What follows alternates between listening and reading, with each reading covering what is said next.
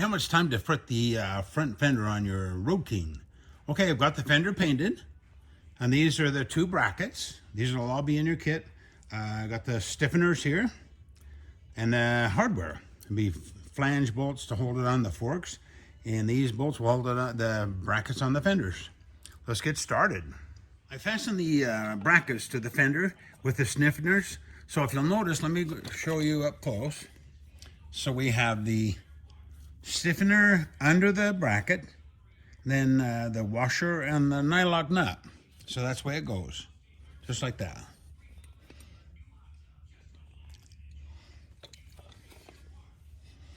And then do me a favor, and if you'll notice on this fender, one end is shorter than the other. So the short end will be the front. So I just put a little piece of tape on there just to show us that this is the front of the fender.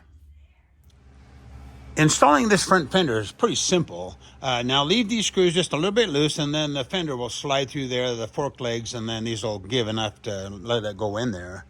So what we want to do, we want to first just temporarily put the front two screws in there. Just run them in just a little bit, and then the back screws, that's the important ones that we need to focus on. Now what we want to do, we want to put a little bit of oil on the threads on those. Put a little bit of oil on those threads.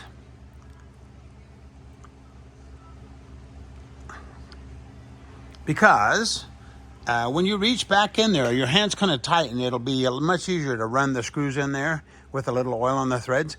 If they bind up a little bit at all, bring them back out and, do what you can to clean the threads off. Anyway, run those in all the way. Just leave them a little bit loose, the two back ones with the oil on them. And then once those are in, then we'll take these back out and we'll put some blue Loctite on the threads on those. Let me show you. A little blue Loctite on the threads on the front two.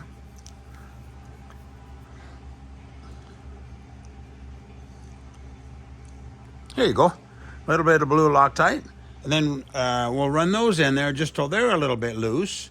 And then as we tighten this whole thing, we can kind of center the fender. It'll move around a little bit, so you'll be able to adjust it so it's nice and centered on the tire.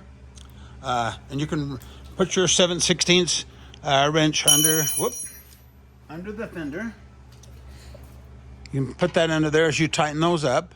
So like I say, tighten this all evenly and try to get that fender as centered as you can. Mine came out really perfect just the first time, so I think you'll be able to do it.